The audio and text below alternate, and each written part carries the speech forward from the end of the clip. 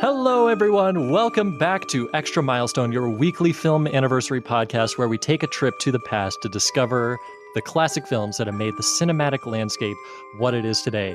I am Sam Noland. I am your host as always, and I am joined by one of my very good friends. He is a pop culture writer for Cinema Blend, frequent contributor to Cinemaholics.com, 1/3 of the Cinemaholics podcast main cast, and just all around swell fella, my friend and yours, Will Ashton. Will, welcome back.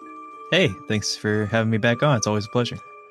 Yes, I realized, it's been a long time since I did an Extra Milestone where it was just Will Ashton and I. You've been on several times in the past few months, and with other guests. We did one with Julia Tatey. We did one with Andrew McMahon. But it's been, I thought it's been too long since we just had a little Will and Sam time, or as I like to call it, and you might remember this, the Wham Hour, my favorite thing. Yeah, and then you and John is Jam, I believe. The Jam Hour, yeah. I think the last time you and I together, just as this duo, was I believe Do the Right Thing and Easy Rider, which was I think a little over a year ago now, so it's been a good bit.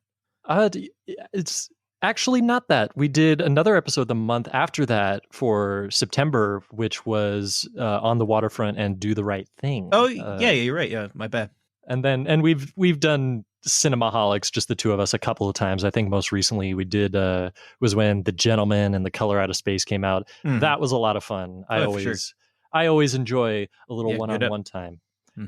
And today is no different, because Will and I are going to talk about three movies that might seem like they have nothing whatsoever to do with each other, because they don't. They were just three movies that Will and I kind of collectively selected at random. This is the start of the milestone month of October. So we're almost to the present. I'm so excited. We're only 1 month behind. And we are kicking off the month with, as I said before, a trio of very different films. And I figure that the best way to go about this is just to discuss them in chronological order. So, Will, what say we get started? I'm ready when you are, Sam.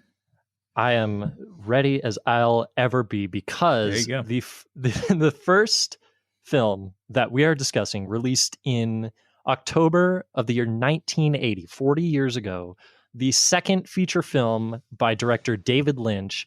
It is none other than The Elephant Man. Life is full of surprises. Ladies and gentlemen, the terrible Elephant Man. At first, you will want to turn away from him. Then, you may find him a silent, unresisting target for your ridicule. Stand up. Stand up! Turn around! Mister, why is your head so big, mister? But if you come to know him, have you always been the way you are now? you will begin to see beyond the perversion of his form. Are you in any pain? Are your parents still alive? Your father, your mother? And discover the beauty in the beast. He is English. He is 21. His name is John Merrick. At no time have I met with such a perverted or degraded version of a human being as this man. Am I to assume, then, that he is ultimately incurable? Yes, sir. This hospital doesn't accept incurables. The Freak hunting. This is monstrous. If you ask my opinion, he's only being stared at all over again. People pay money to see your monster, Mr. Treves. I'll collect it. You're the monster, you're that freak. What was it all for? Why did I do it?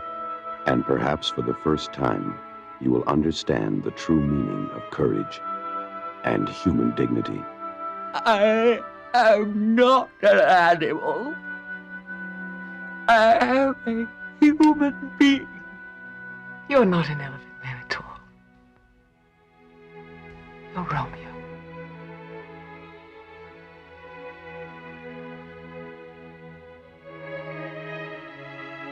Anthony Hopkins, Anne Bancroft, Sir John Gielgud, Wendy Hiller, and John Hurt as the Elephant Man. Coming from Paramount Pictures. Now, Will, I'm very curious because I cannot recall off the top of my head. Had you seen The Elephant Man before doing the research for this episode? I had not. No, actually, I hadn't seen any of these films. So this is my first time watching all three. Yeah. Huh. For some reason I thought you had seen one or two of them, but that's fascinating. Okay, so this is going to be very interesting because I had seen all three of them before. So we're approaching this from different sides. So, but I'm sure you've heard of it, right? Oh, for sure. Yeah. I mean, I was telling you before we started, this is, I think of the three, probably the most well-known, even though all three of these films have very famous and well-acclaimed filmmakers, this is probably the most well-recognized title of the three. I mean, it's been pretty well-acclaimed critically as well as awards-wise, and I believe it's been brought to the stage a few times, I think, before and after this movie was made. So I know this one, if there's any that's been well-recognized or instantly recognizable, it's this one.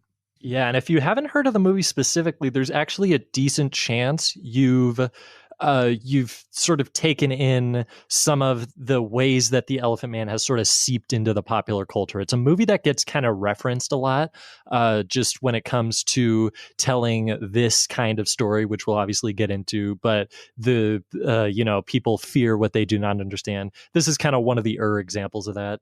And also just one line in particular from the movie that gets referenced quite a lot, which we will bring up later. I was actually fascinated to find out there are a few things that came up in doing the research for this episode that I had no idea about and are really fascinating. And it makes it actually even more significant than I realized when we selected this film. For instance, and it's so, this director keeps coming up whenever Will and I have a conversation. It always comes back to this person. Did you know that Tim Burton was originally set to direct this movie? Honestly, that doesn't surprise me because I was thinking back to how we covered Ed Wood, I believe, around this time last year, and it was fitting that this film and that film, they used the black and white aesthetic to recapture like that old fashioned filmmaking style, and I think both use it very effectively.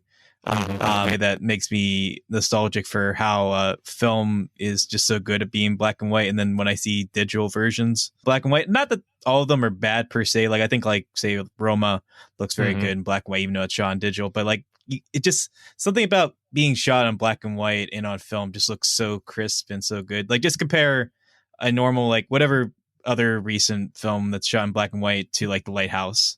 Yeah. And just like that was like shot, and made to look like its time period, and just it looks great. And this movie also looks fantastic, especially with its HD digital conversion. Yeah, I think you're absolutely right. There is something I find really special about when a movie now is made in black and white, and it doesn't have to do with the budget. Like it's actually a significant, or not a significant, conscious stylistic choice. Yes, I think that's fun. And it's funny because my friend Jack tells a funny story about seeing The Elephant Man at not like a too young of an age, because it's like it's a heavy movie, but like maybe 12 or 13, seeing Anthony Hopkins in it, who plays one of the co-leads, and not realizing that it was like chosen to be in black and white, and thought that it was made in like the 40s or 50s, and just thought that Anthony Hopkins was really old and had aged remarkably well. Oh man, that's like my relationship with like Christopher Lloyd. Like I just always thought like when they like dolled him up to like look really old in Back to the Future, like I just thought like, oh, he's just like really old, and he's just been always old. And I was just like, oh wait, no, like they just made him look old in that movie. It's really remarkable. Christopher Lloyd was in his like early 40s when they filmed Back to the Future, so the makeup is incredible. Yeah, and that's yet another Ed Wood connection is that they have really impeccable makeup work. And I wanted to make sure to give a shout out to Christopher Tucker and Wally Schneiderman, who were responsible for the makeup effects on John Merrick. The Elephant Man. Yeah. Fantastic work. Mm-hmm. Yeah. Which apparently they actually made based off of a cast of Joseph Merrick, the actual Elephant Man's head that had been preserved in, I think, some museum somewhere, and they were able to get access to it and use it for the film, and were able to make a prosthetic John Merrick head for John Hurt to wear, which took hours and hours to apply, as you may well imagine. Yeah. I mean, honestly, if you didn't know that was John Hurt and you just thought, like, I could see some people thinking, maybe less informed, but like someone honestly, especially if they're a younger age, maybe thinking that this is just the actor's natural appearance. And I also think, going back to what we said before, shooting this in black and white, I think definitely made it look, I think, better. Not that it would have looked bad, I think, in color, but I think shooting in black and white might have heightened it and like made it look a little bit more natural than it might have otherwise. So another tip of the feather, or tip of the cap, I mean, to David Lynch for that creative decision. Yeah, it really helps to create this sort of like old timey feel to it. And I bet that, and no slight to the makeup artist or anything, but I have to imagine that if it were in color, the makeup effects might be slightly less convincing. Right. And it helps that it's in black and white because it makes it shine so much, metaphorically speaking, of course, to the point where, and I did not know this, so this is fascinating. When The Elephant Man originally came out, it was, of course, acclaimed for many reasons involving the story and stuff, but also the special effects, the prosthetics and everything. And to the point where critics and audiences, just the general public at large, when the Academy Awards rolled around, The Elephant Man was nominated for 8 awards, won none of them, which is a shame. But go figure. It happens. I suppose it's got to happen to some movie. Tied with Raging Bull that year, which will be an extra milestone later on this year.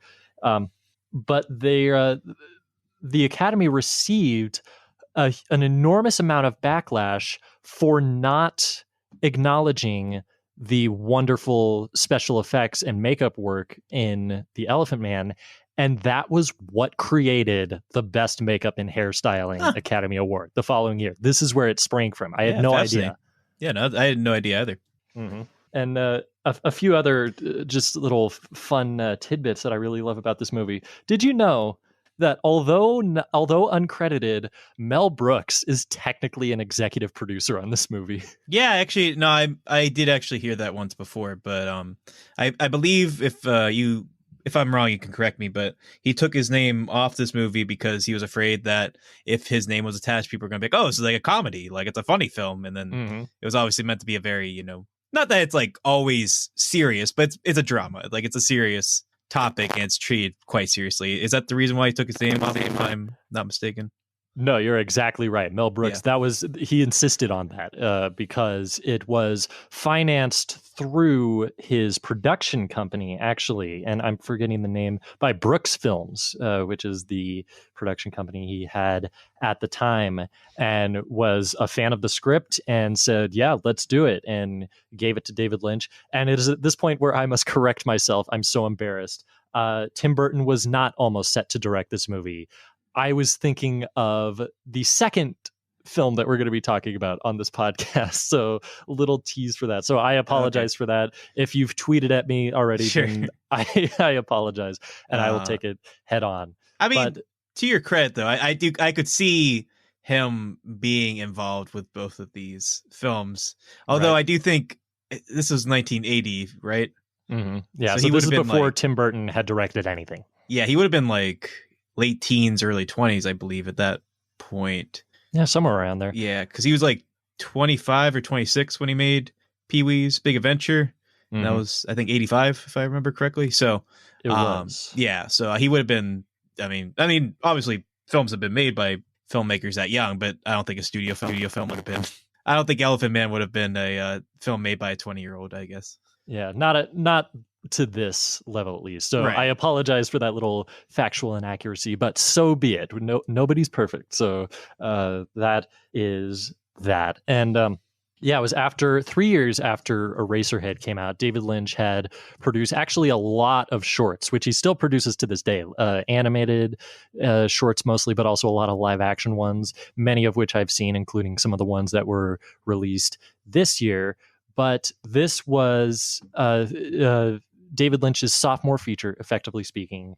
And it follows the story of John Merrick, who in real life, this character was actually named Joseph Merrick. But just for the purpose of clarity, we're just going to refer to character as John Merrick, a man who was born with physical deformities that made his head very large. There were lots of growths on it, and also they were just all over his body for most of it. And one of his arms didn't work, and as a result, throughout his entire life, was ridiculed for it and was used in a traveling circus by a very cruel and stern sort of caretaker or self-proclaimed owner, which is just horrific.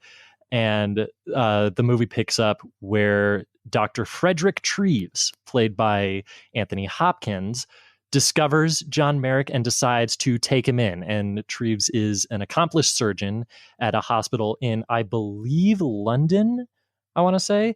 And so late 19th century London. And the movie just follows their relationship, for effectively speaking, where they sort of grow together and they learn from each other. And we realize that John Merrick is actually a very sweet, kind soul. Not that there was any assumption to the contrary, but just at the time, that's what everyone just assumed, and obviously was made an object of ridicule. And it's one of the saddest movies ever made. Now, Will, this is your first time. I gotta know. We've sort of been beating around the bush a little bit. What did you think of The Elephant Man? Did you dig it as much as I did? Oh yeah, absolutely. I love this movie. To the point where I mean, I didn't have like any expectations for like 1, 2, 3, like which one I would like the most of these three. But if I had to pick at this point in time, and maybe I'll change my mind as we discuss the other two, but I think this is my favorite of the three films we're going to be discussing tonight, just because for one, I mean, I guess I don't know if this is just because I assumed this was going to be one of his more commercial efforts, which I guess it is to an extent. But I was really surprised by how Lynchian this whole movie was. Like, I guess I just kind of figured like he was like almost like a director for hire for this. Like he just kind of like, directed to the finish line. But this is definitely a very Lynchian film. I mean, beyond like the obvious like moments where I think people will associate with Lynch, where it's like the beginning, like the montage at the beginning, and then like the play scene and like things like that. But like just his whole like his obsession with like the perverse or like the peculiar, and like just like exploring that in a way that's like reserved but also intrigued, and like just exploring that with some sensitivity, but also like this kind of dark fixation that is just a theme that is prevalent throughout his filmography. And I have to assume that's very heavy from what I've seen from Eraserhead, although I can't say with certainty because with some embarrassment, I have to admit I haven't actually watched Eraserhead in full. Oh, really? But it's one of my blind spots. I've been catching up on David Lynch films throughout the past few years. I've seen quite a few, but that's still a blind spot for me. But this one, I mean, I don't know if this is my favorite his, but I definitely think this is a top 3 David Lynch film for me. Absolutely. That's a good question. I was thinking about that because I'm no expert. David Lynch has directed like, I think 10-ish movies, 10 feature films at least, of which I think I've only seen 4. I've seen Eraserhead, Elephant Man, Blue Velvet, and Mulholland Drive. And I think that's it. To my embarrassment, I've not seen Dune yet. So maybe I gotta check that off of the old bucket list sometime soon, especially with the remake coming out. But I think, this is probably my favorite, at least of the ones I've seen. So, of course, I have a lot to catch up on. And yeah, I think you're absolutely right that this is, and I saw Eraserhead years ago, but to the best of my recollection, this is certainly more of a piece with that, at least stylistically, than almost anything else that David Lynch has ever done. And right down to just sort of the surreality of it all. Not that there's like really crazy things going on throughout all of this. There's definitely a plot. There's definitely a through line. It will not sort of digress in the middle of it for no reason, but just in the way that it creates this sort of haunting atmosphere where there's just sort of doom hanging everywhere, and it's very ethereally edited, if that makes any sense. And I want to make sure to give a shout out to editor Ann V. Coates, who did a wonderful job on this movie. It's one of those movies where it takes place, you can tell it's taking place over like a long period of time, but it's never quite specified. So it takes on this really sort of majestic quality to it, where it'll just sort of fade from set piece to set piece, and it makes for a really engaging story because we're being told that change is taking place, and it's being reflected by the actors and everything really well. And I loved it just as much the second time seeing it, and it made me just as sad. Real quick, I want to note that and Ann V. Coates, probably best known for editing Lawrence of Arabia, for which I believe she won an Oscar for that. If she didn't, then I don't know what the Academy was thinking, but I think she actually did win for that. And unfortunately, what was it? She did win for Lawrence of Arabia. Just fact checking that right now. And I think she died a year or so ago, tragically as well. But that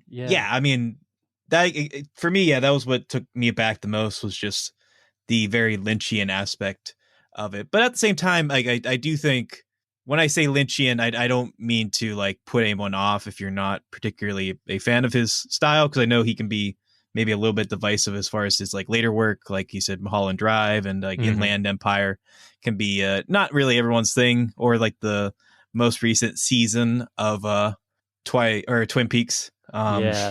What's the one? Oh, I always forget the name of it. It came out in like the late 90s.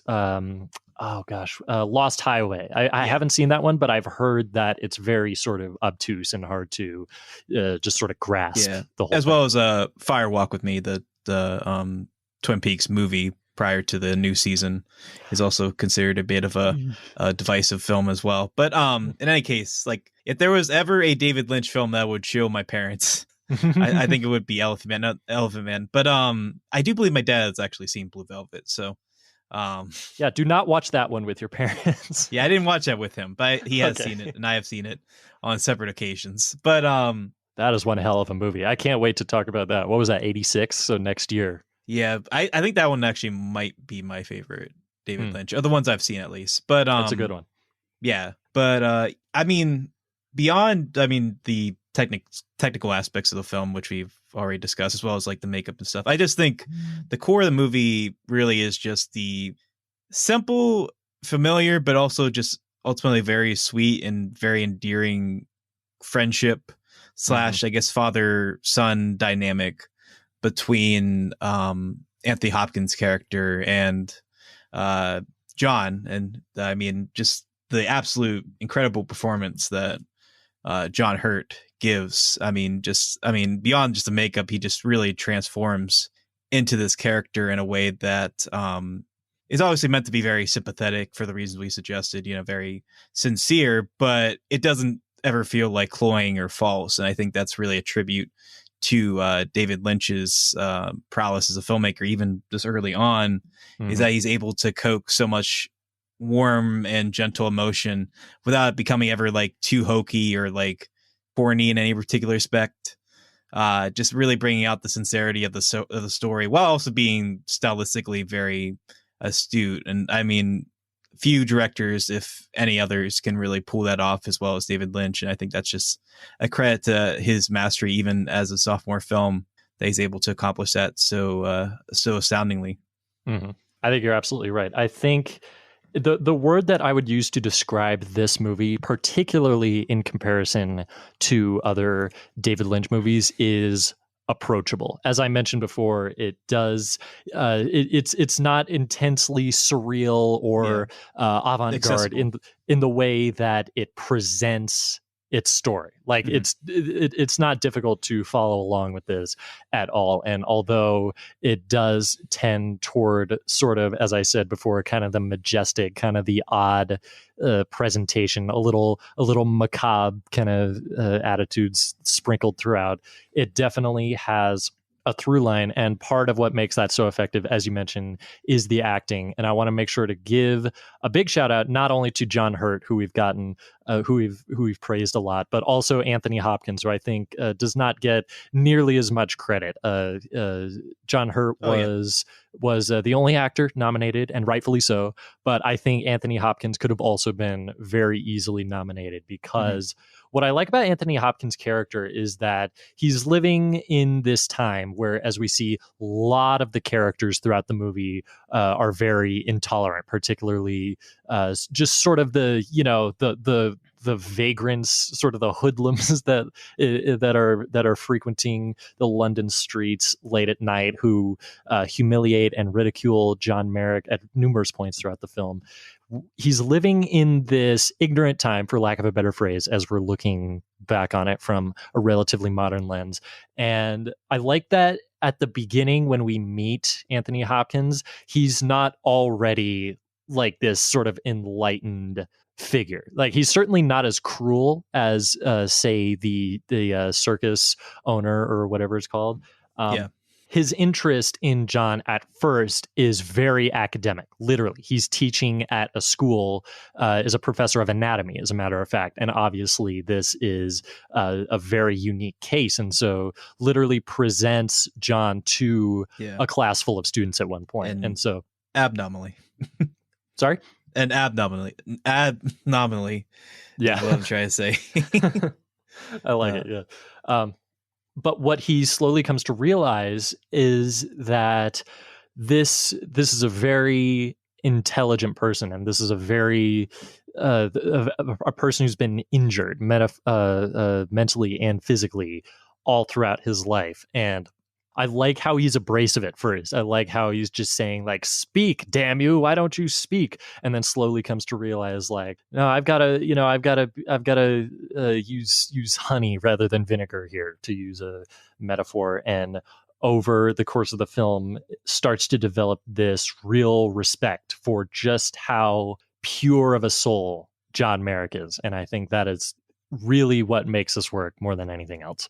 Oh yeah, for sure. I mean, as I was saying before, I mean, I don't know if it's just because I've seen quite a few films that are inspired by this, or if it's just such a human story that I feel like I've seen it elsewhere. But I mean, there is I guess, familiarity with the like structure of the story, as far as like how it's approaching this kind of like gentle reminder of just like, treat your other humans well, and don't always like judge a book by its cover and stuff like that. But I do think David Lynch just brings so much, like I said, warm sincerity and like a sense of his own style and his own sense of like almost perverse interest in this subject and stuff, while never fully indulging to the point where it almost feels hypocritical or like mean-spirited or cynical in any particular respect. It's a tough balance that I'm really am impressed that even this early on in his career, he was able to achieve so well. But I mean, I guess that just shows that he was always meant to be a great filmmaker, like he is. Yeah, always was, as it turns out, from the very beginning. I like what you said just now about the way that there's a way to sum up this movie in a sentence. You know what I'm saying? Like, there's a way to sort of summarize it in a way that just sort of spoken aloud by itself might sound really trite. Because it is, from a certain perspective, just like, don't, treat others the way you want to be treated. The golden rule. There's a way to sort of scoff at that. But what makes it so effective here is the way it's visualized, and the way that it is sort of kind of merciless in the way that it portrays just the way how I should say, how not following that rule, that old adage that we think of as old hat by now, how not following that is legitimately evil. And, that's something that we see every day, sadly. And I think this is a movie that could really go a long way to sort of educating, or not necessarily educating or enlightening people, but just sort of showing a different side. It's a plea for empathy, and it's a really effective one. It reminded me of a movie I really love, and I'm curious if you've heard of this, Will Ashton, by director Werner Herzog, one of his lesser known movies in 1974 called The Enigma of Caspar Hauser. Have you ever heard of that one? I have heard of it. I haven't seen it. It's a story of not quite the same thing, but it's very similar. It's about a man who was sort of, I cannot remember offhand if he was abducted or just sort of, born into isolation, but did not see another human being except for this one person who was caring for him for like years. I don't remember the exact number, but at least 20 or 30 years. And then one day, this caretaker just leaves him in a village nearby, and he has no idea how to talk, has no way of communicating, and is just sort of taken in by the village and learns to speak. And it's a very similar story of how we realize how pure of a soul this is and how shameful it is that they never really got to live their life to the fullest, to use a metaphor like that. So I highly recommend checking out that movie if you haven't seen it. Yeah, I mean, I'm always down to introduce more Werner Herzog into my life. And it sounds like if it's a good one like that one, I'm never going to be opposed. It really is. And I want to make sure to give a shout out just to some of the supporting cast we haven't mentioned yet. We've got Anne Bancroft from The Graduate, Mrs. Robinson. Oh, yeah. Playing sort of a member of the London theater scene, who shows a lot of empathy and a lot of respect towards John Merrick. And that is, and you can tell that was very, very valuable to him. And so she just has this warmth to her that I think comes across in like pretty much every role, even when she's playing not like a incredibly nice character, for lack of a better phrase. I think that's something that she is really great at. And so yeah, definitely a fan of hers. And then also the great John Gielgud, who plays sort of the overseer of the medical facility where Anthony Hopkins works. John Gielgud, one of my favorite voices of all time, was a very prominent actor for many, many years and gave one of the funniest performance at least of the 70s in Sidney Lumet's Murder on the Orient Express, as just the completely just exasperated, genteel English valet. So I always love to see John Gielgud in anything just because of that voice. You know what I'm saying? Yeah. I mean, I did want to bring up, as you were pointing out before, the movie's commentary or the main character's relationship with art, which I think is something that, again, I think a lesser director, maybe one that was less subtle or capable as David Lynch, could have made like the relationship between the Elephant Man and art a little bit like trite or a little bit like corny, but just the way he's able to show like how art can bring out the inner soul of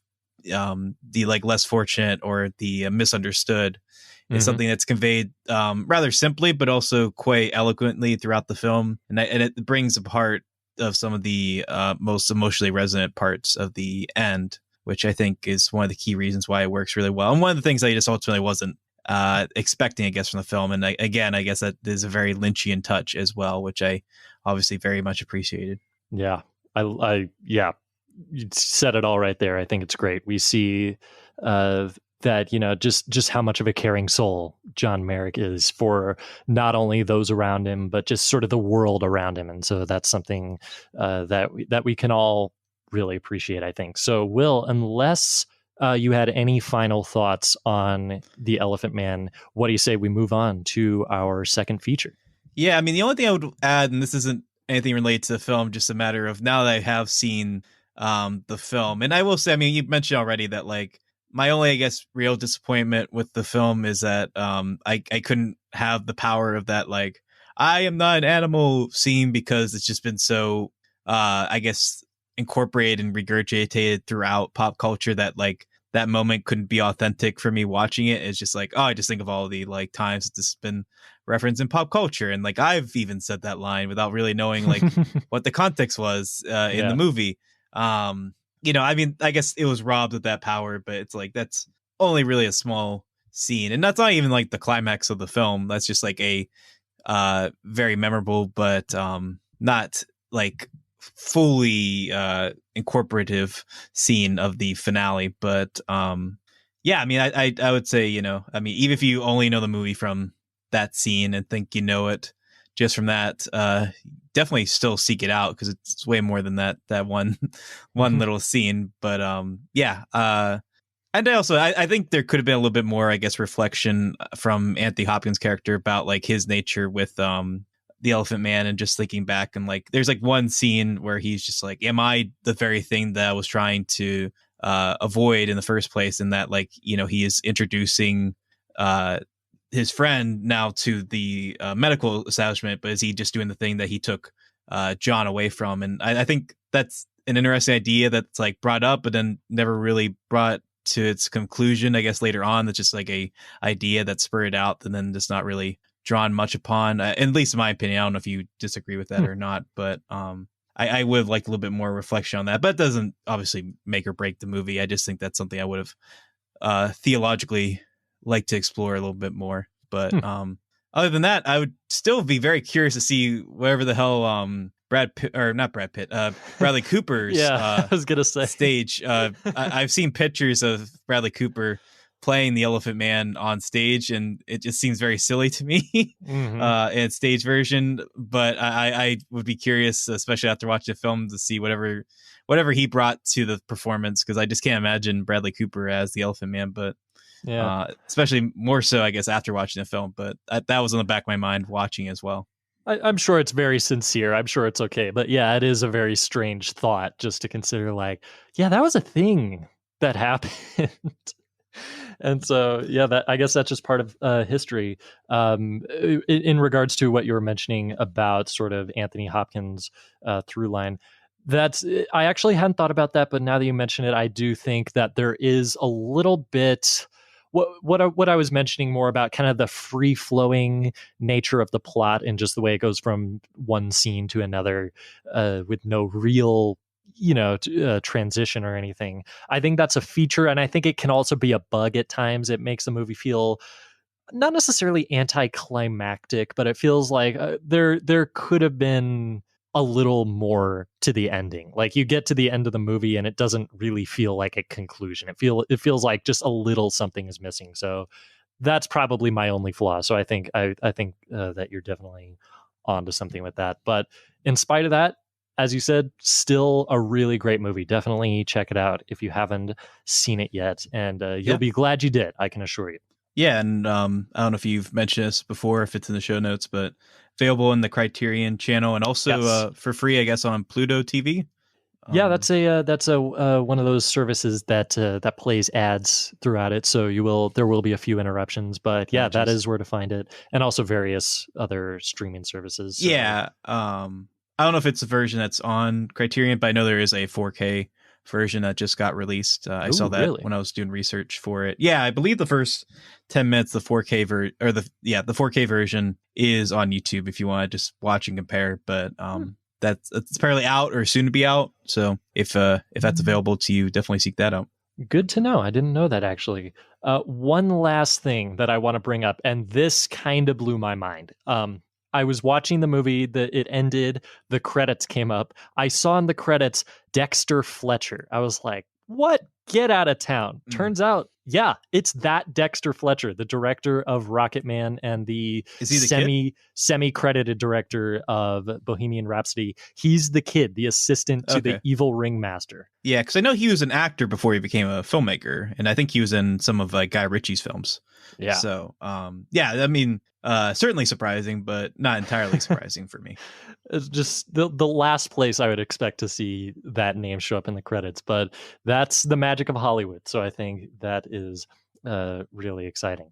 And so with that, I say let's jump ahead 5 years. Yeah, we didn't do our Lynch impressions, but maybe for the better. Do you have a David Lynch impression? I can't. I didn't know if you could do one. I I know it's just like you have to over enunciate the words a little bit, and then I don't know. I can't really do it too well, but I if I find a time to bring it up later in the episode, I'll try to, but I'll pre-note that it's not very good.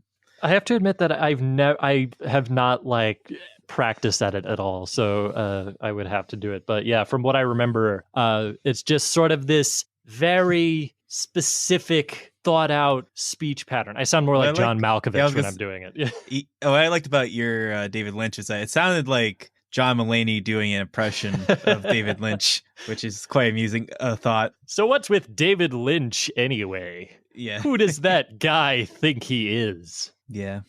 Never pass up an opportunity to break out the Mulaney. Yeah, impression. it's quite good. You're quite good at that. Yeah, I was trying to think of like him directing the beginning of the film and just like elephants are majestic creatures. I want some nice shots of the elephants. Oh my. That's great. I love that. That's it right there. That is worth the price of admission. Thank you for that, Will Ashton. Sure. Like I said, still try to work on it. But I thought it was great. Oh my. And so on that high note, let's move forward to 1985. And so for the second time in 2 weeks, we're actually going to do a Martin Scorsese movie on Extra Milestone. This is very different from Goodfellas. And as a matter of fact, it's kind of a very unique beast in the career of Martin Scorsese. It is, of course, After Hours. Why don't you just go home? I've been asking myself that one all night long. So what happened? Why can't you? I met this girl tonight, okay, in a coffee shop. I feel like something incredible is really going to happen here. So when I got home, I gave her a call. On the cab on the way down here, all my money flew out the window. I didn't really get along with her that well. What's the matter? I said, I want to see a plaster of Paris bagel and cream cheese paperweight. Now cough it up. So I left.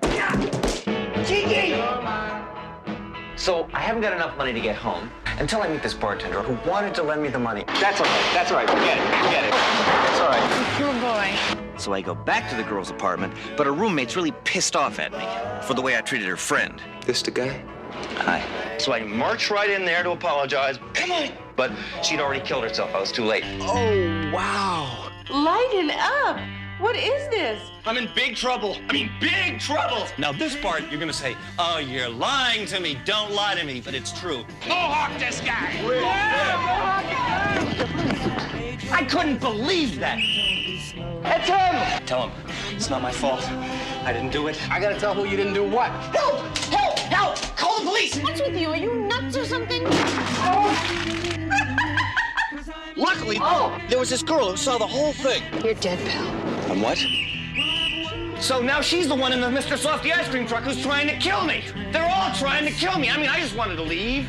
You know, my apartment, maybe meet a nice girl. And now I've got to die for it, you know? What do you want from me? What have I done? I'm just a word processor, damn it. Is that all there is? After Hours, when anything can happen, and usually does. Is that unbelievable or what? Which is a movie that actually I did not see until just a month or so ago. It was right after I signed up for HBO Max, and I saw it was on there, and it's just one that's been on my watch list for a while. So I gave it a watch and was kind of riveted and panicking throughout the whole thing. And I really loved it. And I'm delighted that we're getting a chance to talk about it. And this is your first time as well. So Will, let's have it. What did you think of After Hours? Yeah, this one has been on my radar for quite a while, and it seemed like my thing too. I just never really found a moment where I could really dive into it. So I really appreciated when you sent me the lists of potential titles. That one stuck out to me. It's like, okay, yeah, I think it's finally time to watch After Hours because I've been putting this off for long enough. And yeah, I mean, I don't know if I had any expectations as far as like what the movie was. I knew it was kind of like a sprawling, like Night Gone Wrong, kind of like almost like a fever dream kind of thing. So I had sorry to interrupt, but someone at the time what was it called? They had they had a name for this trend. Yes, here it is. The yuppie nightmare cycle. Yeah. Which there are a lot of movies like that in the 80s particularly. And so, yeah, that's kind of all I knew as well, is that it was just kind of a zany movie that took place over one night. Yeah, but I mean, I don't know. I always find it amusing when, I guess actually, I find it more frustrating at this point when people are always just like, oh, Scorsese, all he does is gangster movies. He just does Goodfellas all the time. Not even remotely true. Right. It's just like if you watch his filmography, he has like Age of Innocence. He has the King of Comedy. He has like all these films. Hugo, if you want to do something more recent, like that. There you go. Silence. That was a very unique movie. Of course, yeah. Unfortunately, not a lot of people saw Silence, which is a shame because I quite liked it. But it is a shame. Yeah, John and I actually have a conversation about that. If you want to go back to Now Conspiring, I think that was one of our first conversations. You know, it's funny. Silence. Just a few months ago, John actually recommended Silence when him and I were talking about La Dolce Vita. So, cool. Never a bad time to bring up that movie. I gotta rewatch that one. It's been too long. Yeah, I don't know where that's. I don't know if it's streaming anywhere. But it's definitely especially if you love Scorsese, which I have to imagine is most people.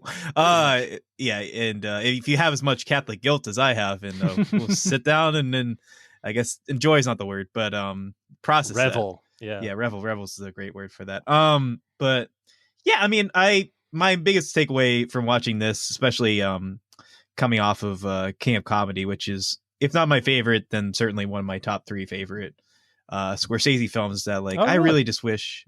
Oh yeah, for sure. Yeah, I love King of Comedy, and I've seen it at least a few times now, and it only gets better for me. But my big takeaway from watching this, especially having seen that quite a few times, is that I really wish Scorsese just did more straightforward comedies. Right, like a lot of his movies. I mean, even The Irishman is filled with a lot of really intentionally very funny moments, or even the Departed, or I know you haven't seen it, but Goodfellas is a really funny movie for a lot of it, which we just talked about a few weeks ago. But even when this is, I would say, a straight comedy, and it works really well because his style is hyperactive and full of zips and whims, but it just plays really well to his strengths, and he just is a very, very solid and dependable comedy director, which is not surprising since he's good at everything, but nevertheless it's very commendable, and I think well worth respecting when anyone can do comedy well, because a lot of experienced directors have tried and failed, even someone like Spielberg. One of his few misses is when he tried to do a comedy with 1941, and you see a filmmaker like Scorsese just knock it out of the park as he does here. It's just a testament to his vast and plentiful talents as a filmmaker. Yeah, and what I love about it so much is that it's a comedy that sort of derives its humor from a different place than a lot of comedies. It's what is referred to as a black comedy, and what that means is that it's coming from a place that does not, that they're sort of pulling the humor out of, and sort of letting us laugh more at the movie, or rather the characters in the movie, than with them. This is a nightmare situation for Griffin Dunn's character, and that is something that just makes it that much more watchable throughout. Just watching every possible thing that could go wrong. And I want to briefly mention or just clarify that when I mistakenly said earlier that Tim Burton almost did The Elephant Man, this was the movie I was thinking of. I got some wires crossed in my mind. This was actually going to be Tim Burton's first movie. And it wasn't until, speaking of religion and sort of Scorsese's versatility as a filmmaker, it wasn't until The Passion of the Christ, or no, what's the one? The Last Temptation of Christ. I always get the two confused. It wasn't until The Last Temptation of Christ fell through it, in the mid 80s, that he decided to do this instead, and Tim Burton gladly stepped aside. So I would be very curious to see Tim Burton's version of this movie. But yeah, it was written by Joseph Minion, and this is functionally his only really significant work, which is a damn shame, because the sense of humor in this movie is really fantastic, and I would have loved to see more.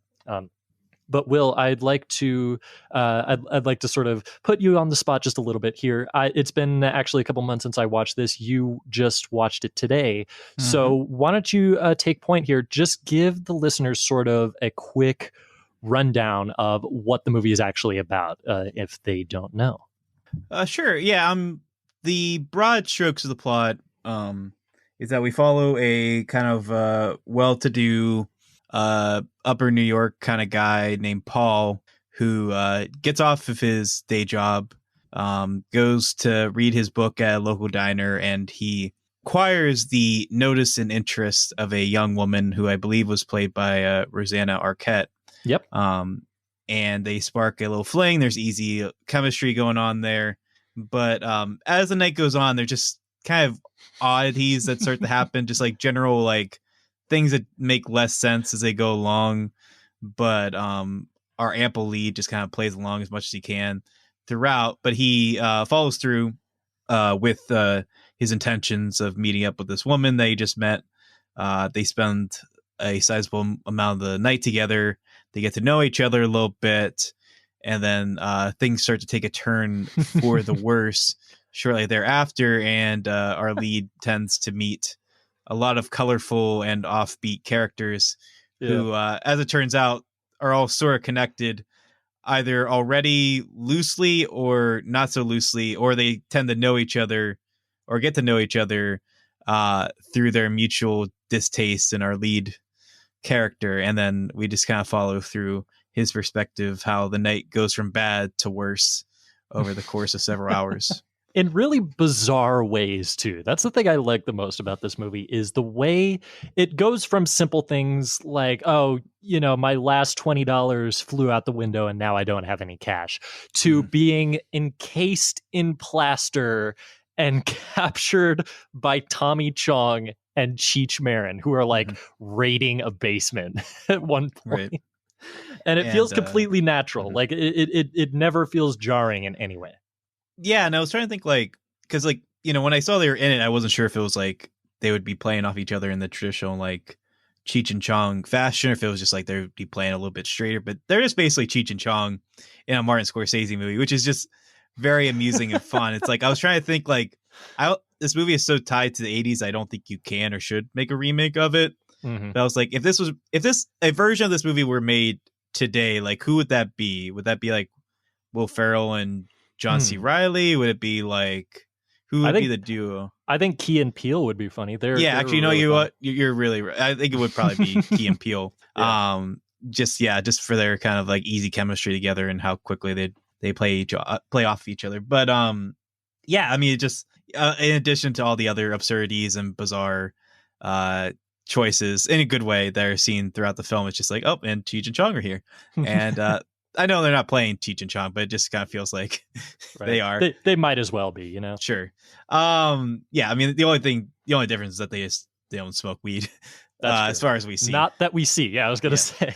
I mean, it does. It's not, it seems like the type of film that is easy to make, but I think this is such a credit to Scorsese in that, like, a movie like that is so breezy like this and able to communicate so much in so much of a effortless fashion is really, really hard to do, let alone well and consistently as this movie does. And I just kind of have to marvel at how like breezy and like fast flowing this movie is without ever feeling like overwhelming in a bad way, or like in a sense of like overwhelming outside of like what needs to be overwhelming for like the character just kind of being out of it, and just like the way that it's able to smartly connect back to each scene in a way that is obviously a credit to the screenwriter as well, and the ample cast who is I don't know if you've mentioned who all is in this, but like there's like Catherine O'Hara, who else? Terry Garr shows up. The great Terry Garr. Linda Fiorentino. John Hurd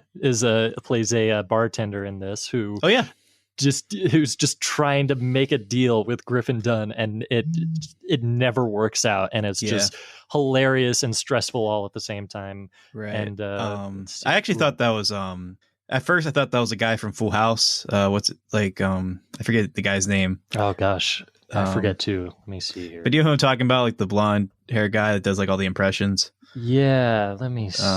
Is it? It's not John Stamos, is it? No. It's the blonde-haired guy. Dave Coulier, maybe. Dave Coulier, yes. He reminded me a lot of Dave Coulier in this. I was just like, it wouldn't be too out of character for this movie to just introduce Dave Coulier in a prominent fashion. But alas, that wasn't actually him. But I could see it. Yeah, I mean, I don't know what I can really say without like diving into spoilers for this film as far as like getting into like the nitty gritty stuff. But it is just a pleasurable ride in a way that's also very stressful. I feel like, but it feels like the type of film, you can correct me if this is wrong because I've only seen it once, but it feels like the type of film that's sort of similar to like Punch Drunk Love in that like when you first watch Punch Drunk Love, it's like super stressful, but it's still like darkly funny, but you're just kind of like caught up in the anxieties of it.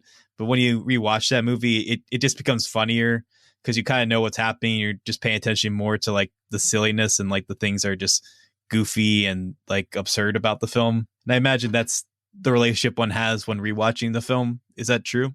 I actually wouldn't know because I actually didn't get to rewatch After Hours. It was because of my insomnia. It was either get a little bit of sleep or rewatch it. So I figured I've watched it relatively recently, but I do think that's very that's a very astute observation, though, is that I can imagine that would be the case where you're watching it a second time and having now like at that point knowing what is going to happen, you can sort of focus on why, if that makes any sense. So I think that's definitely a very good thing to point out. Yeah, I apologize if I misspoke. I didn't mean to suggest that you'd seen it more than once. I just thought you had seen it a couple times by now, so that was my bad. It makes sense. I speak as though I have, so I guess that makes sense. The movie, I was going to bring this up. The movie it actually reminded me of the most is the two most recent Safdie brothers films, specifically Uncut Gems. I thought it really reminded me of the way that it just keeps getting worse and worse, and even when it looks like things are going to take a little turn for the better, all of a sudden on the flip of a dime they get exponentially worse, and so that just lends to sort of the nightmare quality of the whole thing. So I would be shocked if the Safdie brothers were not fans of this movie. I have to imagine they are, especially given their love and reverence for Martin Scorsese. But I was gonna say, that leads me to a point I was gonna have, which is that I feel like a lot of movies like this, like they would just make it that the lead character is completely like hapless and that everything's kind of just happening to him.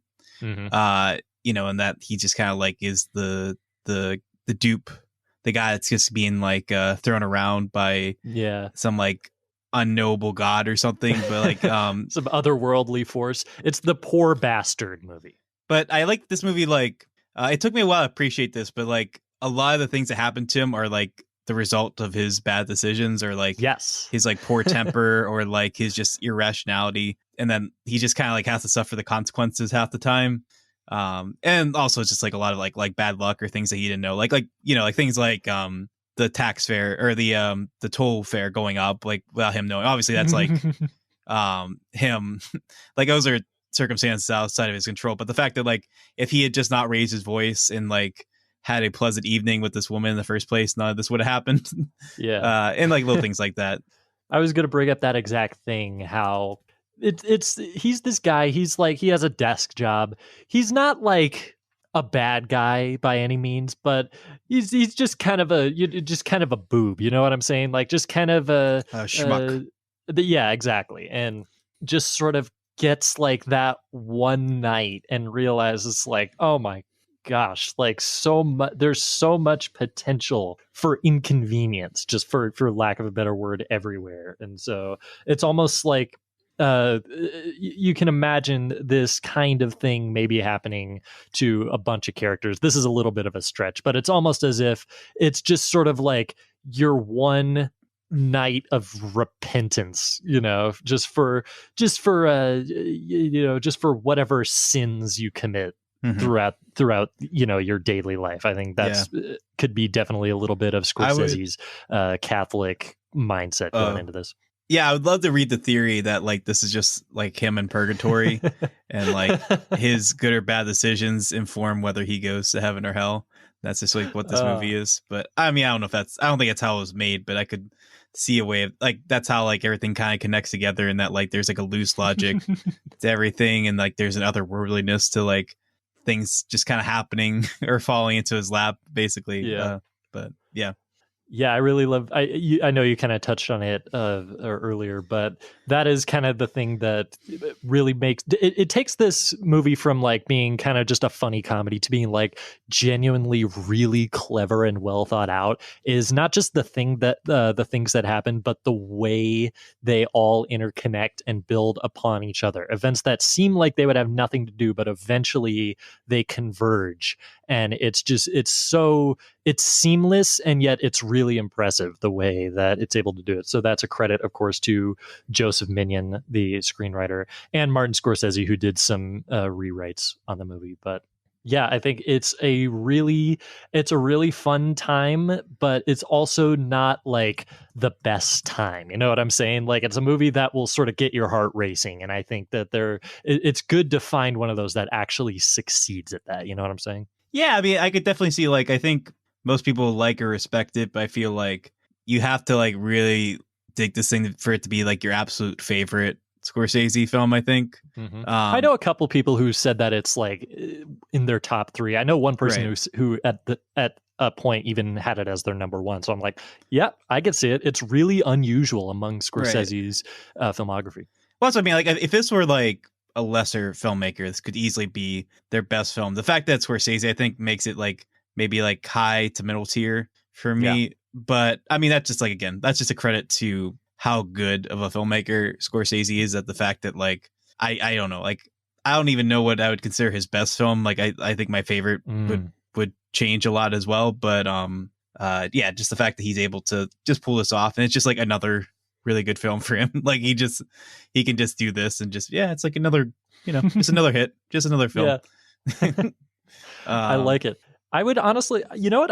I'd honestly put it in the upper tier. I think it's that good. And granted, it's a very crowded upper tier. I think Scorsese has made at least a half dozen of like the best movies ever made, and that's a conservative estimate. So I think the King of Comedy is my 4th favorite of his, and it's in like my top 30 movies of all time. So that tells you how much of a Scorsese fan I am. And I think this is way up there. I think it, not to draw too many comparisons to his other movies, but I think it has the spirit that I think a lot of people appreciate The Wolf of Wall Street for, and it doesn't depress me. Like I can never watch The Wolf of Wall Street again. Like it's amazingly made, but it just ruins my day every time I watch it. And so that I can see myself going back to this movie many, many times. And so I am a huge, huge fan of it. And I'm glad to hear that that you enjoyed it as well. Yeah, I mean, like I said before, I mean, all I would suggest is that Scorsese makes more comedies. Clearly, he can still do it because he's, I mean, like another film that's very funny but also very depressing is The Irishman, which, I mean, even though like I think more about the dramatic moments in that film when I reflect upon it, I think the comedy beats go toe to toe with most comedies that are released right now. And if anything, I think it's still funnier. Like The Irishman is a funnier movie than most straightforward comedies that came out in the last year. So, yeah, I mean, I would just love to see more zany comedies. I don't know if he still has this in him, but I would guess that he does if he's able to still make movies like The Wolf of Wall Street and The Irishman in relatively quick fashion. So, or recent fashion, I mean. I bet he could do it. Like Scorsese's a funny guy. You see him on, not to quote Goodfellas by accident, a funny guy, but you see him on talk shows and stuff. He's like really energetic, has a great sense of humor. So I think he could totally do it. I'd love to see that. And I also will note, I mean, I won't give away where, but he also has a very amusing and funny cameo in this film. That's true. It. Yeah. If you catch it, I mean, you will, because it's not subtle, but when it comes up, it's very amusing. Yeah, you do have to know what Scorsese looked like at the time, because it's not what he looks like now. But yes, sure. it is there if you look for it, and so that's always a fun time. So with that all out of the way, Will, what do you say we move on at last to our third and final feature of the evening? Yeah, sounds good to me. It is celebrating 30 years, a movie that was actually eligible earlier this year because of it was released at different dates internationally and stuff. It is Abbas Kiarostami's pseudo sort of hybrid documentary, Close Up.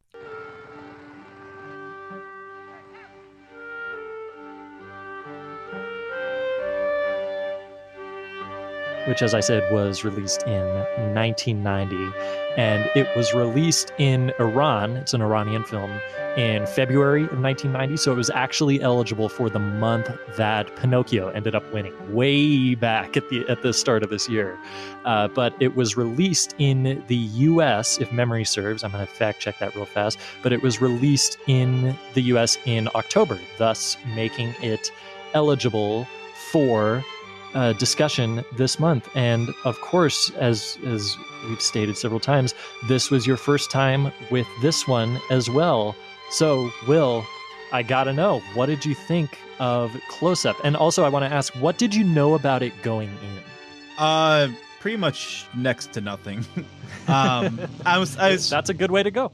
I was familiar with the poster for it. Like, I'd seen people bring up the film. I know it had a legacy, or like the fact that people have talked about and brought up this film a lot, especially with his filmography, which is all. I mean, he passed away, I think, in 2016. So unfortunately, we only got a few. I mean, we got quite a few films, but maybe less than we would have gotten otherwise, which is a shame. Not as many that are widely known over here. He has directed a lot of movies going back to like the 70s, I think. So had a long career, not necessarily a prevalent one by our standards.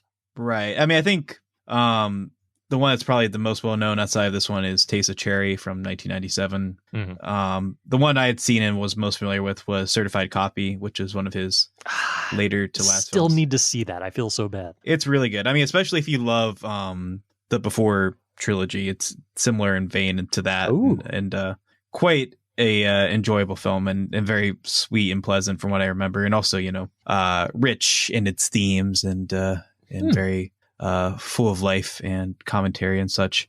But I mean, he's made quite a few films. I unfortunately am not as familiar as I should be, I believe, but this was a nice introduction to his earlier films for sure, because I know his reputation. I believe I was looking up on I think Wikipedia. It said this is considered one of the 50 best films of all time by some critics and critic associations.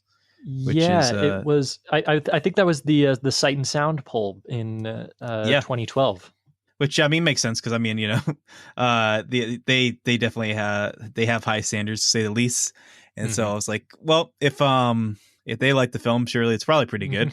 But yeah, I didn't realize until I was watching it that it was this sort of hybrid, this sort of Thin Blue Line kind of mix of documentary and narrative film, to the point where it sort of almost seamlessly kind of blends into the other at times, with some non-actors filling dramatic roles, it seems like, and then actual documentary footage being incorporated. And I mean, it was just a really impressive and engulfing film in that respect, and really not at all what I anticipated was going to be going in.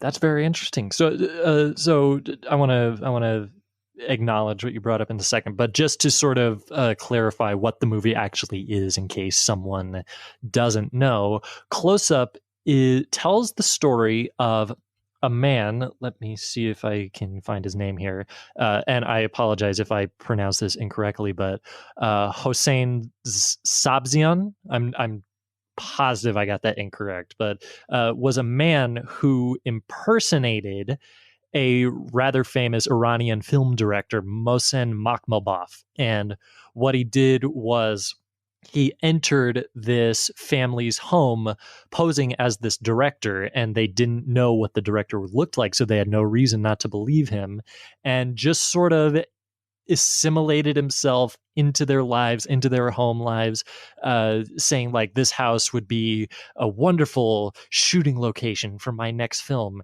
and was just posing as this famous film director, and along the way ended up sort of embezzling them out of money and causing them to to alter their house in a way that they wouldn't have otherwise.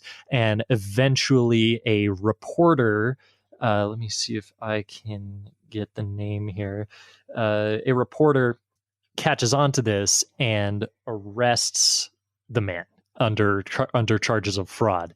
And what we see is the actual hearing, which they filmed, and which they did just for the record, especially because it was connected to cinema as an art form. And what we see is the actual filming of the trial, and everything around it is sort of restaged in a fictional way, sort of the events that take place that they go over in the trial and everything. And it becomes this really fascinating story about this guy's motivation, why he did it, and if he would do it again, and how everyone reacts to it. And it ends up being this really reflective movie about sort of the function of not necessarily film itself, although that certainly plays into it, but kind of the role that artists play in our lives and in the way that we interact with them. And it's a movie that has impressed me immensely both times that I saw it. I watched it years ago in college. I can't even remember why. I just sort of, was going through a bunch of the classics, and this was on at the time. Filmstruck, rest in peace, and was delighted to get to revisit it. Will, I'm very curious. I wanted to know, did you have sort of the same takeaway that I did when it comes to sort of the self-reflexive commentary on how we sort of, for lack of a better word, we sort of fetishize the artist and their process and are willing to indulge a lot of it? Oh, for sure. I mean, I do believe that was the intent, and the way that's communicated is very effective. Also, not being like too much of a point where it feels like it's just solely about that. It's able to communicate the humanity of the story and the real simplistic earnestness, I guess, of the people involved in a way that is, like you said, kind of like reflexive and natural, but also like there is a like performative element to it that adds a few extra layers to it that adds and develops the themes and commentary of the film in very intriguing and meaningful ways, I'd say. Mm-hmm. And I think what you were saying about sort of the performative element of it, as Will said earlier, the vast majority, if not the entire cast, is played by actors who were actually involved in the events that we're seeing dramatized. And this is not even that long after the events took place. So it's almost a spoiler alert in and of itself. We know that this guy's not going to go to jail because we're seeing him in the movie.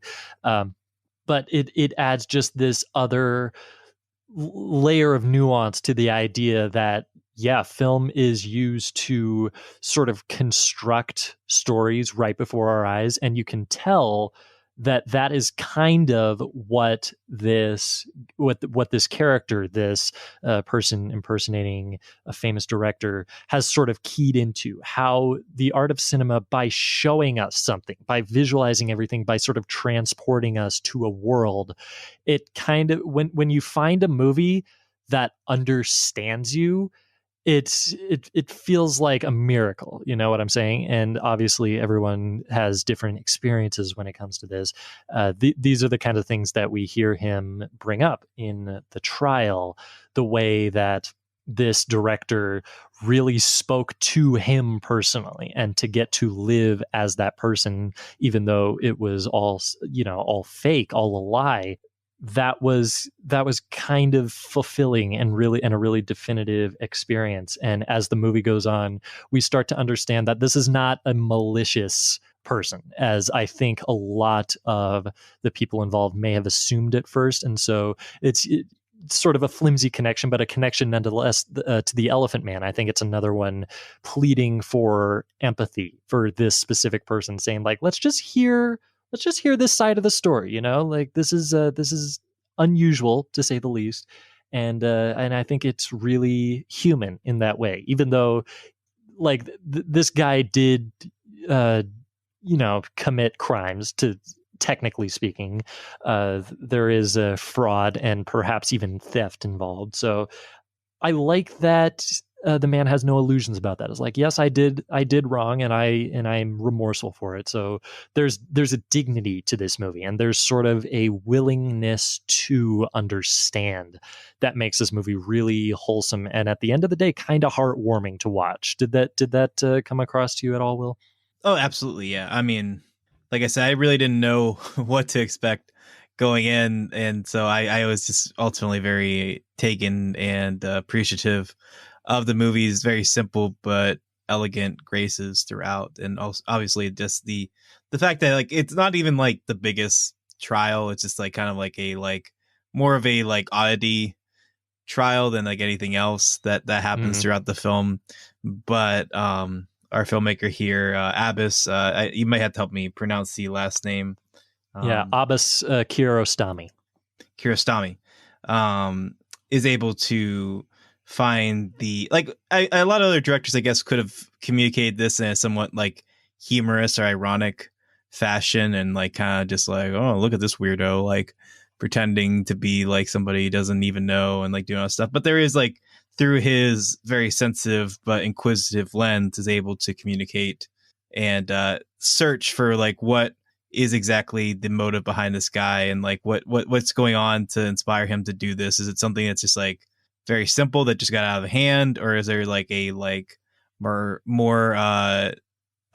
intensive drive, I guess, to find something or to seek something that seemed unattainable to him before, and then using acting as a means through which to find that as a very intriguing prospect, definitely for a film, especially in that one scene fairly late into the film where like the judge is like basically just like, are you like really more of a trying to like want to be filmmaker? Are you more of like a wannabe actor at this point? I'm very much butchering the paraphrasing, but the layers, I guess, that scene really come to play when you're like knowing it's a reinterpretation or reimagining or re-dramatization of that, while he's also like communicating that earnest drive, while also acknowledging that it's like, okay, this is like a film and that they're like just trying to create this. But at the same time, because it is a film, is he actually succeeding in what he's trying to do? It's just like these weird kind of layers to it that just result in just, I think it's just a really fascinating film in a lot of different respects. It really is. And we could of course go on about this forever, but there are a couple things that I want to bring up specifically. One, I really like what you said about how a different director might have sort of preyed upon just the weirdness of the situation a little too much. And I think there's an element of that here, particularly in the courtroom scenes. We see there's just sort of this subtle element of like, is this really happen? Like, what's the deal with this case? Why are we focusing on this? But of course, they do have to take it seriously, and so that slowly wanes throughout the movie. And so I think there's that's just adds to that dignity that I talked about. How by the end of the trial, they're trying to seek out the humanity in it rather than, as I said, prey on just the bizarre nature of it. And so I really appreciate that. A question I had for you, Will, that I wanted to ask is that, as I said before, the movie is sort of told in a little bit of a flashback structure where we see interspersed throughout the trial scene the recreations of the events leading up to it. And these are, of course, this is the staged part of the movie where they were acting out what happened. I wanted to know what you thought of that structure. Do you think that it helped to sort of jump back and forth, or do you think it hampered it? What did you have a thought on that at all? I didn't think it hampered it at all. It took me a little bit to like kind of figure out how I was going about it, but I think there is like intentionally that kind of that dissonance, I guess, that sense of like trying to kind of figure things out as they're going along. So it didn't bother me in any particular respect. I think it definitely helps that Abbas Kiarostami is very deft at making it really seamless. Like there's a slight visual contrast. You can tell that the camera they used in the trial was not nearly as high quality as a little bit more polished, I guess. In the flashback scenes. Yeah, it's. You can definitely tell it's there, but it also is very believable in the way that they, that's actually a plot point where they're asking people at the courtroom, like, hey, can we film this? And so it all fits together. So it's really seamless the way it does that. And I think for the most part, it does work. I think the jumping back and forth, it really lets you see sort of like, how it came to be, and then contrast that with the aftermath, sometimes in reverse order. Like we'll see the aftermath first and then what happened before. So I think it's really effective to getting sort of a different perspective on the story. And of course, having seen this before several years ago, it was all the more interesting to see it work out that way. There are a couple times, specifically the ending, where it feels a tiny bit anticlimactic, but also there's not really a climax to reach with this movie. You know what I'm saying? So I think it does work at the end of the day. I mean, there is like I guess a slightly manufactured climax at the end, but I don't think there should have been anything more beyond that. It's because it would have felt insincere or false. They tried too hard to create some sort of like cinematic conclusion, unless there was some way to connect that to the themes of the film, which it didn't seem like Abbas really wanted to. So I think the way they approached it, well, I can understand like if he found it maybe a little bit underwhelming as far as like a end to the film, but I feel like his style is so intentionally kind of naturalistic and refined and observant to the fact that it's just like him just trying to find the core humanity of these stories, and just like what makes these characters tick, and like how they express themselves and who they actually are and stuff like that is just such a key factor of the films of his that I've seen, which are admittedly quite limited, but nevertheless seem to be recurring themes throughout his films. So yeah. I definitely think it's a sweet way to end the film as it is. My only complaint with the ending is that they should have brought back that dang can. I wanted that can back. There's a can that's like rolling down the street in a couple of scenes. Best character in the whole movie is that can. I love the can. And I mean, I'm not being flippant. Like I sincerely love the fact that there's this can that's like, we just spend like, I would say like maybe like 2 minutes just watching it roll down a hill in total throughout the film. I would be fascinated to hear any theories of like what the symbolism of that is, or maybe they just accidentally kicked a can at one point and decided to film it. So it could be anything. Because like I just love that, like, because like when they show it first, I'm like, okay, it's just a just a thing that the director is fascinated on. But then when we see our like reporter character get so excited and like kick the can, I'm like, okay, there's clearly like something symbolic, I think, about the can.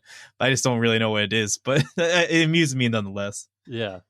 Send us your best theories if you've seen Close Up on what you think the deal is with the can. I'd be fascinated to send us your belated Halloween costumes as a can.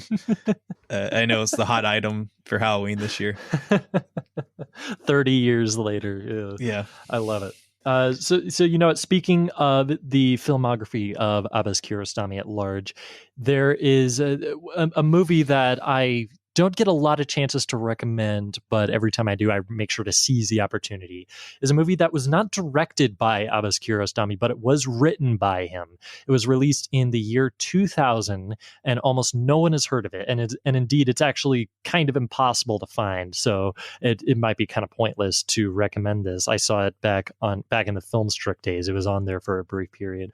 It's a movie called Willow and Wind, and it's actually a movie that structurally is really similar to After Hours in the way that it's sort of an intensely stressful just day in the life of someone. It is about a little boy in Iran who accidentally breaks a window on in a school building, and someone working there says, well, you've got to replace it. You got to go down to this place and get a new pane of glass and then bring it back and put it in.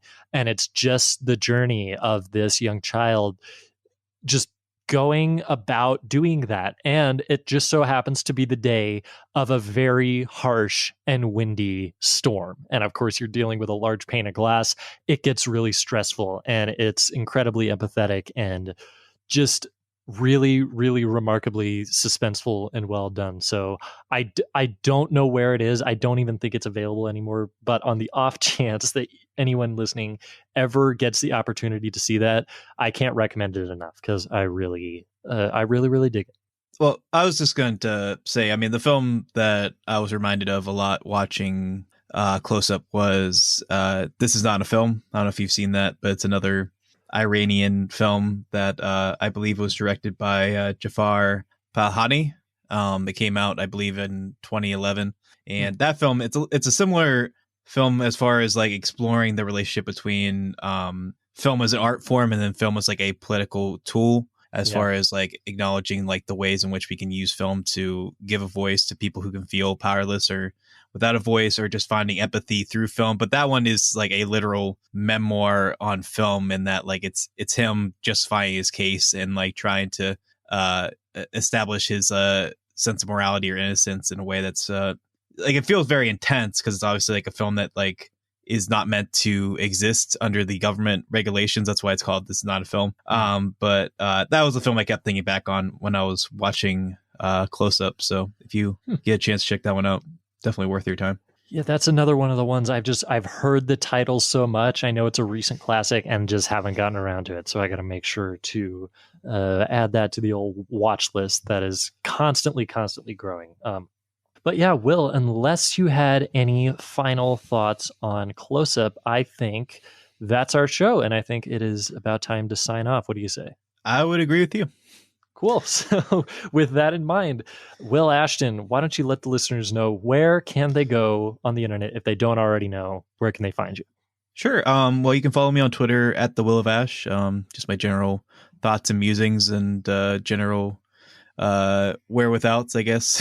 Wherever you, whatever I'm doing or feeling or thinking, I guess you can check it out there. But work wise, I write for Cinema Blend. That's my day gig.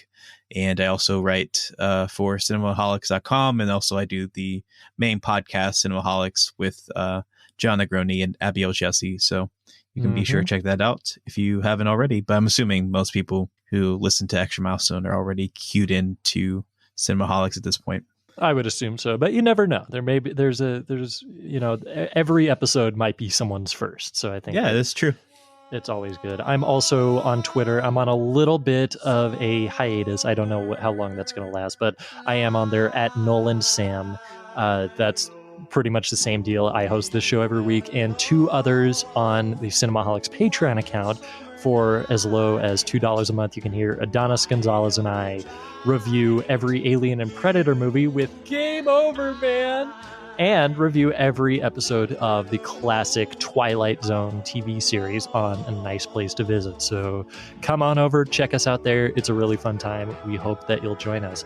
And with that, I believe that is all we got. From the Internet Colorado, I'm Sam Noland. And for the Internet Pennsylvania, I'm Will Ashton. And we'll see you on the next Extra Milestone. See ya.